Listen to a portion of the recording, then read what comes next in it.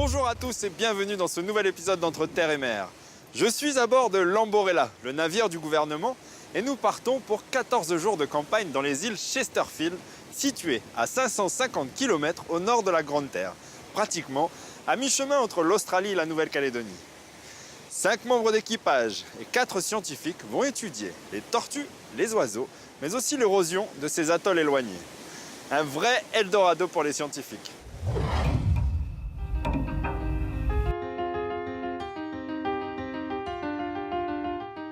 On est venu découvrir la zone, puisqu'on la connaît très très mal. Ça fait simplement 3-4 ans qu'on a un bateau capable de venir.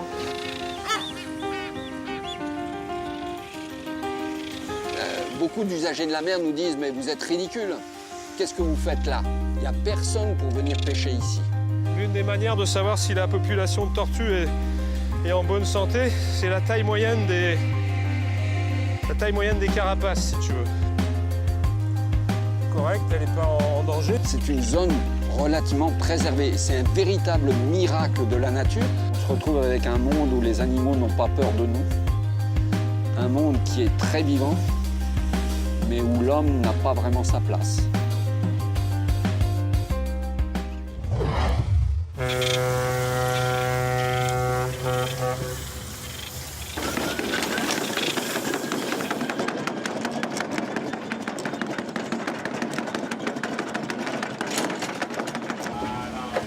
C'est bon, Bono, Nico.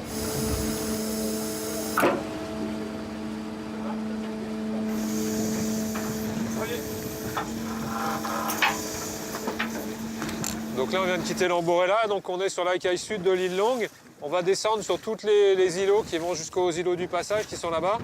On va tracer un trait autour de la plage, nettoyer la plage avec une herse, de manière à ce que demain, quand on reviendra, on pourra compter le nombre de montées de tortues pendant la nuit. Première journée, première étape quoi. Première journée, première étape, donc c'est le début. On va compter pendant 10 jours pour essayer d'avoir des données, parce qu'on pense que les tortues pondent en moyenne tous les 10 jours. Donc ça sert à rien de compter plus longtemps. Par contre, c'est bien de compter pendant 10 jours. Et il faut pas trop traîner là, apparemment vous en avez une en visuel là. Oui, là on est un peu tard, là normalement on arrive bien plus tôt, mais comme c'est le premier jour, l'Amborella est arrivé à 9h30, à mouiller à 9h30 et on en a une sur la plage qui est en train de redescendre. Ouais. Donc je sais pas si on va arriver assez tôt pour voir si elle est baguée ou pour la baguer, puisque en même temps, donc, quand on en voit comme ça, qui ont fini de pondre, puisque c'est le matin, elles ont passé la nuit sur la plage normalement, donc on essaye de les baguer à ce moment-là. Donc on va essayer de se dépêcher pour aller l'attraper. Ok.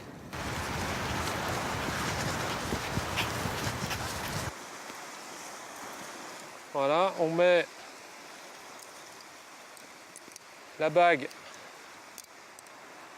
Et c'est comme un piercing, en fait, on va lui faire un piercing. Donc on va mettre la patte ici, et ça va rentrer derrière et ça va accrocher derrière. Donc le numéro, bien sûr, on va le noter. Et on le mettra dans une base de données. Si quelqu'un en Australie ou ailleurs la voit, ou si nous on la revoit dans un an ou deux, on saura que la tortue, soit elle est revenue ici, on saura où elle a été mangée, puisqu'elle vient ici se pondre. Voilà.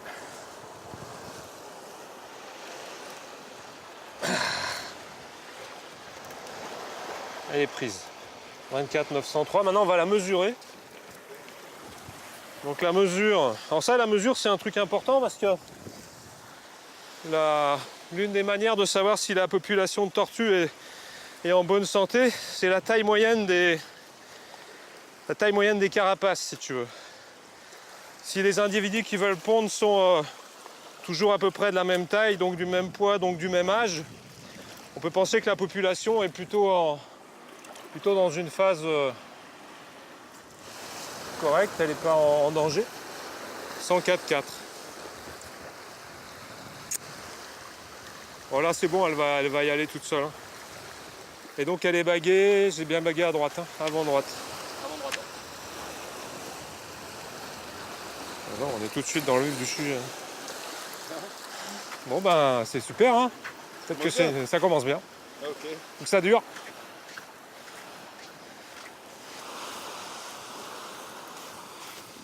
Ça c'est le fameux boulet.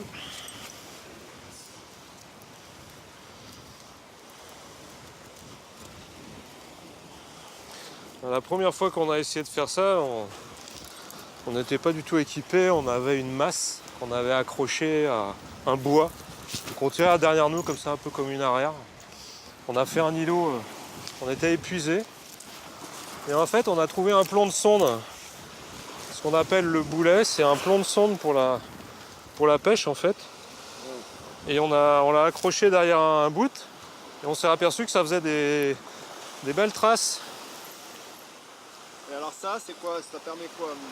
Et donc là, en fait, on fait la trace. Tu vas voir, ce qui serait pas mal, c'est que tu filmes la plage avant, là où il y a une trace de tortue, et après. Tu verras qu'une fois qu'on est passé, on voit parfaitement que c'est nettoyé, on voit parfaitement la trace. Et après, quand une tortue demain va monter pendant la nuit, elle va couper la trace, on verra très bien qu'elle est montée pendant la nuit. Donc on sera capable de compter toutes les montées de la nuit. Parce que si on ne fait pas ça, on voit des traces. Mais on est incapable de dire si elles sont montées aujourd'hui, hier, il y a 2 jours, il y a 3 jours. Donc du coup, ça ne fonctionne pas.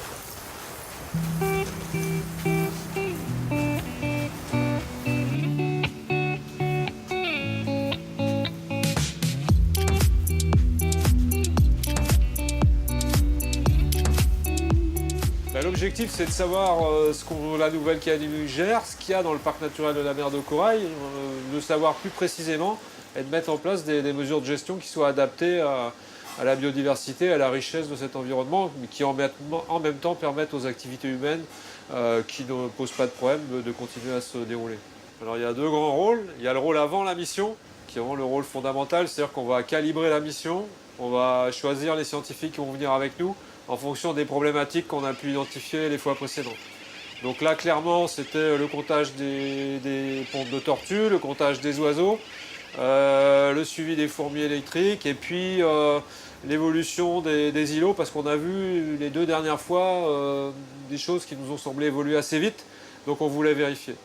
Donc on a calibré la mission comme ça. Après, pendant la mission, le rôle, c'est de prendre les décisions tous les jours, de savoir qui fait quoi, d'essayer de permettre à chacun d'atteindre ses propres objectifs, quel que soit le sujet, et d'organiser donc le travail des uns et des autres et le déplacement du bateau, en fonction aussi de la météo et des choses qu'on peut voir.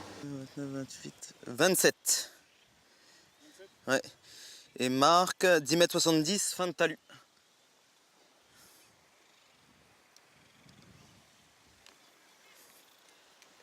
Alors, on est venu sur les îles Chesterfield dans le cadre du projet de l'Observatoire du littoral qui a pour but de répondre aux enjeux et aux problématiques liées au littoral. Donc je suis venu faire un état initial de la géomorphologie de l'ensemble des îles du plateau des Chesterfield.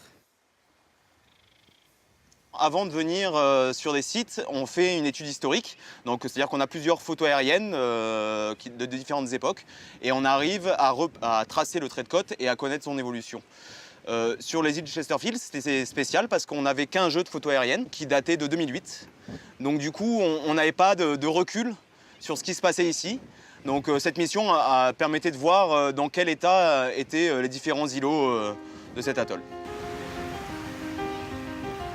Sur la plupart des îlots qu'on a visités, on a pu remarquer que toutes les côtes au vent, c'est-à-dire les côtes exposées au sud-est, sont en érosion.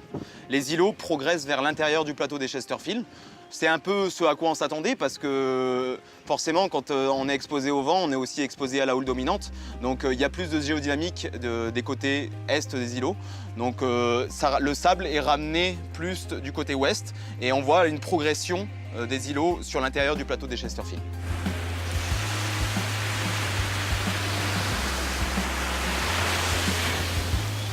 Alors là du coup on se balade tout simplement sur la plage, on fait une ronde pour essayer de détecter des traces de montée de tortues. En montant sur la plage, les tortues vont laisser des traces assez évidentes sur le sable et ça va nous permettre de savoir qu'il y a un individu qui est en train de pondre sur la plage. Là c'est uniquement de la détection, essayer de trouver à quel endroit on a une tortue qui sera éventuellement disponible pour être balisée. Sachant que si on observe une tortue en train de monter ou qui commence juste à faire son nid, on va avoir pas mal de temps devant nous pour nous préparer parce qu'elle va mettre un certain temps à tout faire, à creuser son trou, à pondre, etc. Je suis quasiment, je vois la pointe nord, enfin la pointe sud-est d'ici, et il n'y a aucune trace de montée pour l'instant. Ok, pareil de notre côté, rien du tout. On va marcher encore Encore 5 minutes et puis après on fera demi-tour. Le WWF a décidé de venir déployer des balises Argos ici au Chesterfield, justement du fait qu'on sait aujourd'hui qu'a priori on a une population différente d'entrecasteaux.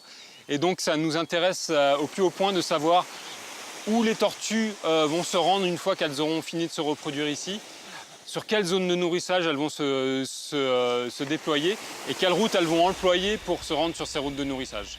Ces balises ont l'avantage de pouvoir émettre n'importe où dans le monde. C'est-à-dire qu'à partir du moment où on l'a déployée ici, on va être en mesure de suivre la tortue n'importe où dans ses déplacements, même si elle décide de faire le tour de la Terre, elle sera détectable à n'importe quel endroit. Ici, on est sur un site tout à fait intéressant pour les tortues, puisque on a de nombreuses pontes sur différents îlots des Chesterfield, avec par exemple sur l'île Longue, là où on se trouve actuellement, à peu près une 50aine de montées là, au cours de la mission. On peut considérer que les Chesterfield représente un véritable sanctuaire pour ces tortues vertes, puisque ici eh bien, il n'y a personne qui habite, il y a très peu de fréquentation, et donc les perturbations qui en général dérangent les tortues, comme les lumières, le bruit, la fréquentation des plages, sont quasiment inexistantes ici. Donc elles bénéficient vraiment d'un environnement très favorable pour venir se reproduire. Et du coup, on a une grosse densité de tortues vertes, sachant que sur ces îles des Chesterfield, on a a priori uniquement des tortues vertes qui viennent se reproduire.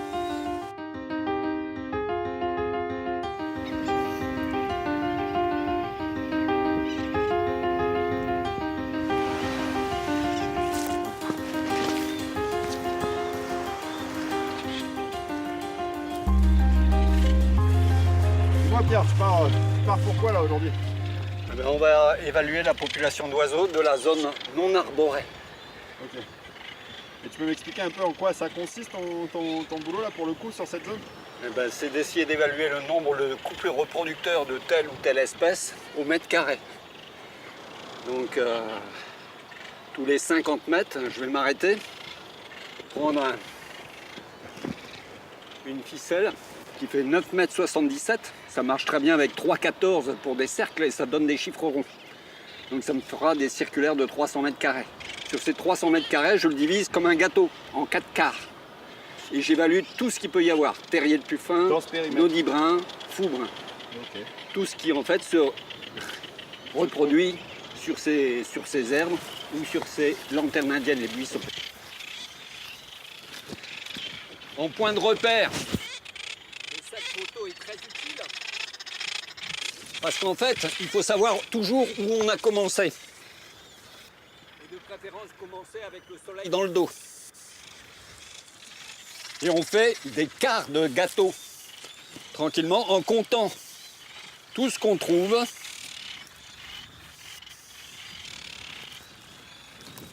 Au premier quart, on pose sa ficelle et on va voir ce qu'il y a sur l'intérieur du quart.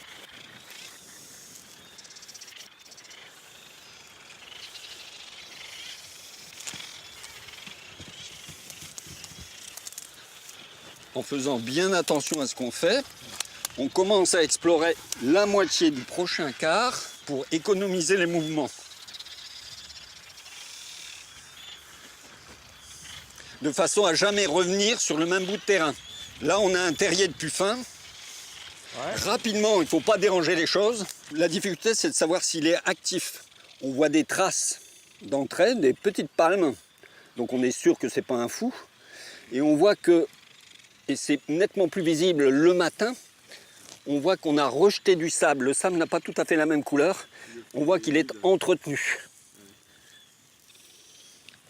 Et là, il y a un bon petit couloir. On ne va pas les embêter. Donc en fait, on compte le nombre de ce qu'on appelle des terriers actifs ou qui paraissent actifs. Après, on peut éventuellement vérifier. Donc puffin du Pacifique, eh ben, c'est la belle Pépé. Pépé. Et on coche, pouf. C'est très scientifique. Mais ça, c'est des méthodes vieilles comme... C'est des méthodes qu'on n'a pas inventées. C'est des méthodes frustes, élémentaires. Ça, le carnet, il résiste à la pluie. C'est pas un ordinateur. On est sur un bateau. Là, on a vu un grain qui est passé à côté de l'île. Il faut savoir qu'il peut arriver n'importe quoi. Donc, il faut vraiment des méthodes très simples, très frustes. L'important, c'est d'être répétitif dans le temps. S'il y a des erreurs, elles sont en fait corrigées. Les faux positifs se corrigent en faux négatifs. L'important, c'est de comparer sur le même protocole. Et une fois qu'on a établi un protocole, comme nous dit le chef de mission, on se colle au protocole. Cet inventaire permet de faire une sorte d'état de santé sur les 12 espèces marines d'oiseaux. Chacun de ces oiseaux est un sommet de chaîne alimentaire. Donc, quand j'ai un certain nombre de reproducteurs capables d'élever des jeunes, c'est-à-dire poussins, juvéniles, immatures, c'est un signe de bonne santé de l'ensemble du lagon périphérique et de l'ensemble de la zone marine périphérique, ce qui pour les frégates se représente parfois jusqu'à la bande intertropicale pour la pêche. Alors ça va permettre, dans le cadre du plan de gestion du parc de corail, donc cette vaste zone maritime, l'inventaire des terres émergées, que ce soit Entrecasteaux, que ce soit Chesterfield, que ce soit Walpole, Matthews, Hunter, ça permet de donner une valeur à ces îlots. Ces îlots, c'est les seuls endroits où peuvent se reproduire ces espèces maritimes ou ces espèces pélagiques. Et contrairement aux îlots du lagon calédonien, on peut encore compter le nombre de couples reproducteurs par centaines, par milliers ou par dizaines de milliers. Donc nous sommes très riches. Donc le travail d'inventaire va permettre d'année en année d'affiner le plan de gestion, c'est-à-dire de définir ce qu'on doit mettre en réserve intégrale, c'est-à-dire c'est très précieux sur le plan biodiversité, biomasse de la vie-faune. Vous connaissez la réputation de la barrière de corail. Les Australiens sont très fiers de la barrière de corail. Quand les ornithologues australiens viennent au Chesterfield, ils sont ébahis. Donc ça nous donne un rang mondial. C'est une zone relativement préservée. C'est un véritable miracle de la nature. On se retrouve avec un monde où les animaux n'ont pas peur de nous. Un monde qui est très vivant, mais où l'homme n'a pas vraiment sa place.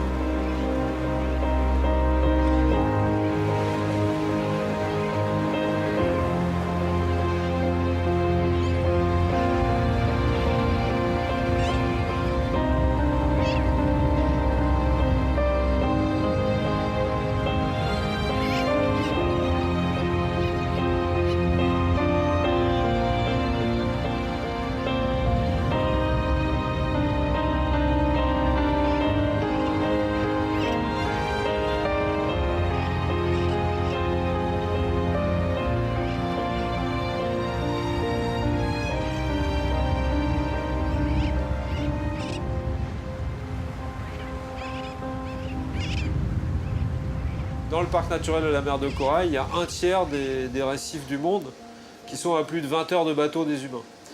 Et ces milieux qui sont à plus de 20 heures de bateau, on les considère comme quasi vierges, même si de temps en temps il y a un bateau qui passe. Et donc on a un lieu d'étude privilégié pour étudier la nature sans l'homme. C'est des points de référence. En subaquatique, si vous voulez, par exemple, les études, il va y avoir des études qui vont se faire, qui vont comparer les réserves, par exemple près de Nouméa, avec ces endroits loin des hommes.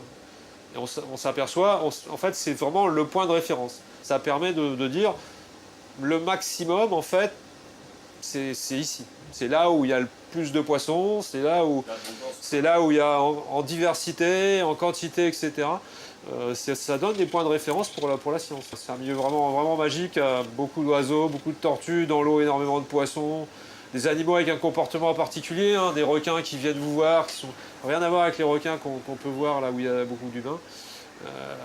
Et puis cette immensité et toutes ces choses à découvrir, hein, puisque à chaque fois on découvre des nouvelles choses. Chaque mission est différente, puisqu'à chaque mission en fait on prépare la mission suivante. On s'aperçoit de ce qu'on ne sait pas et donc des nouveaux scientifiques avec lesquels il faut partir. Donc c'est vraiment une découverte permanente et c'est vraiment passionnant.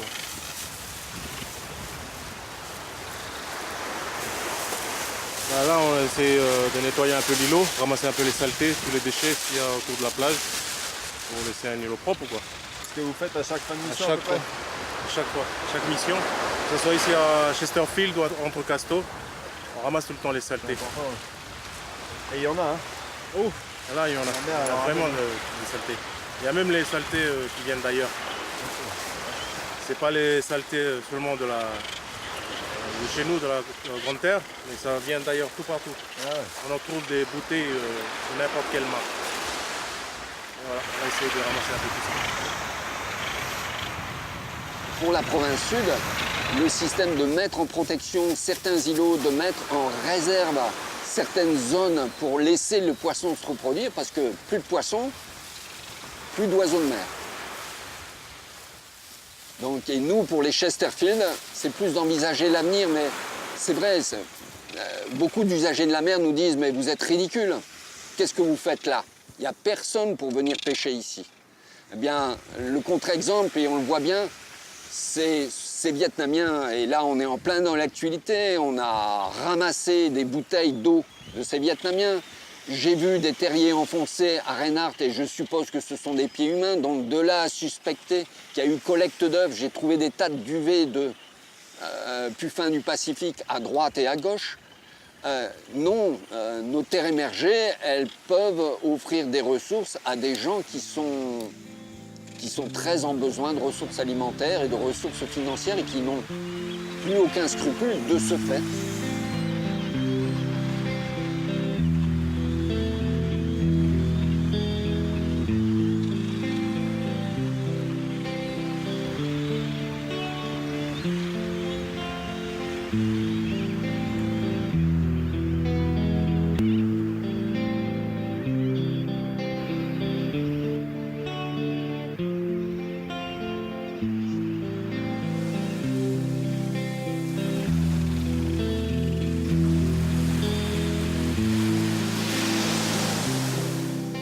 Ouais, fin de mission, tout s'est bien déroulé. J'ai pu faire tous les relevés, tous les profils de plage qui étaient prévus, donc c'est nickel quoi. Maintenant il ne reste plus qu'à aller au bureau et traiter tout ça. C'est-à-dire que c'est pas tout de recueillir de la donnée, il faut après la traiter et l'interpréter. On a confirmation qu'il y a vraiment des îlots intéressants qu'il va nous falloir protéger en matière d'oiseaux. On a fait les profils de tous ces îlots pour voir un peu comment ils vont évoluer. On a confirmation aussi malheureusement qu'il y a des bateaux vietnamiens qui viennent pêcher les holoturies dans le parc naturel de la mer de Corail. Ça c'est dommage. Mais voilà. Mission super, avec du beau temps plutôt, et puis une équipe sympa et qui a bien bossé. Alors après l'autre Casto, Chesterfield, chef, on va où l'année prochaine? Eh bien, il nous reste des îlots plutôt subaquatiques comme Petri Astrolabe qui sont super riches en poissons au niveau mondial. Hein. Ils sont dans le top 5 des récifs et ils sont dans le parc. Et puis après, on a Walpole. Alors Walpole qui a une île haute, un peu comme les Loyautés, sur lesquelles il y a beaucoup d'oiseaux, mais aussi il y a des rats, tout un tas de problématiques avec l'exploitation du guano qui a eu lieu. Et puis après, on a Matthew Hunter. Donc là, Matthew Hunter, du volcan, des fubroles, des paysages magnifiques. Il nous reste encore 2-3 expéditions à faire. Rendez-vous l'année prochaine. Ouais, peut-être. Merci chef. Salut.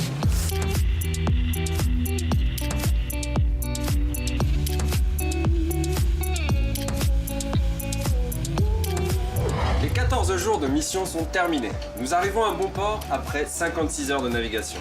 Mais le travail ne fait que commencer pour les scientifiques, puisqu'ils vont devoir analyser toutes les données récoltées sur ce terrain d'étude pas comme les autres. Nous, on se donne rendez-vous pour un prochain épisode. Sans oublier un grand merci à tout l'équipage de Lamborella. À bientôt!